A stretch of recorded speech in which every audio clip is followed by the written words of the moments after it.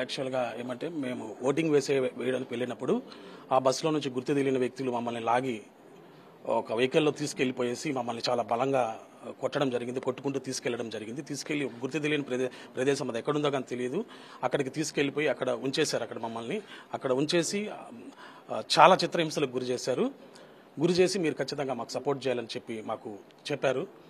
ఆ వ్యక్తులైతే ఎవరో నాకు తెలియదు, కొత్తగా వాళ్ళని చూసినట్టుంది. రేపు జరగబోయే దీనికి మీరు ఖచ్చితంగా చేయి రైజ్ చేయాలి, లేకపోతే మీరు ఇబ్బందులు పాలవుతారు, చాలా ఇబ్బందులకు గురవుతారు అని చెప్పి మమ్మల్ని భయభ్రాంతులకు గురి చేశారు. కానీ మేము భయభ్రాంతులకు గురై ఓటేసాం తప్పితే జగనన్న పార్టీని కానీ కరుణాకరన్ కానీ అభినయ్ రెడ్డిని కానీ మేము వదిలి మా జీవితంలో ఉండమని చెప్పి మా జీవితాంతం మేము ఉన్నంత వరకు వైఎస్ఆర్ కాంగ్రెస్ పార్టీలో కరుణాకర్ రెడ్డి అన్న గారి సమక్షంలో అభినయ్ రెడ్డి గారి సారథ్యంలో ముందుకు నడుస్తా. తప్పిదం జరిగింది, వాళ్ళు భయాందోళనకు గురి చేయించి మమ్మల్ని ఇలా చేయించుకున్నారు.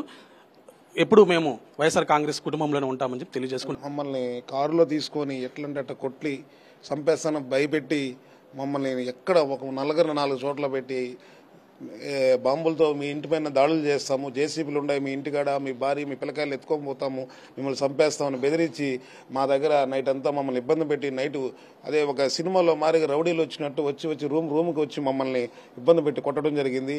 అంతే తప్ప మేము మనస్ఫూర్తిగా మేము వాళ్ళకి ఓటేయలేదు. మేము జగన్ అన్నతోనే ఉంటాం, అభినయన్న కరుణాకరన్ ఇంట్లోనే ఉంటాం ఎప్పుడు కూడా.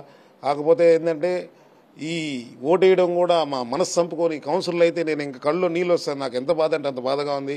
జీవితంలో ఇలాంటి మనిషి బతుకున్నాము ఇలా టార్చర్ పెట్టి చంపేదానికి ప్రయత్నం చేశారే తప్ప మేము మనస్ఫూర్తిగా వాళ్ళకి ఓటేయాలనుకోలేదు, వేయలేదు కూడా. గెలుపు మాదే అనుకుంటున్నాము కానీ గెలుపు వాళ్ళు కాదని నేను మనస్ఫూర్తిగా అంగీకరిస్తున్నాను. భూమన కరుణాకర్ రెడ్డి గారికి, అభినయ్ రెడ్డి గారికి, జగన్మోహన్ రెడ్డి గారికి క్షమాపణలు కోరుతున్నాను.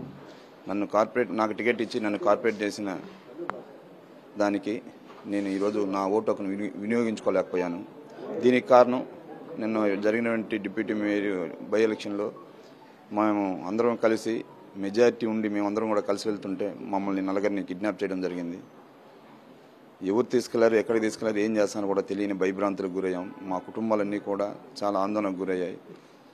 భువన కరుణాకర్ ఇంటికి అక్కడికి వచ్చి ఆందోళన చెందడం జరిగింది. వాళ్ళకు కరుణాకర్ రెడ్డి గారు ధైర్యం చెప్పి ఇక్కడే వాళ్ళ ఇంట్లోనే పెట్టుకొని పంపించారు. వాళ్ళకి ఏమైనా జరుగుతుందంటే మొదటగా నేను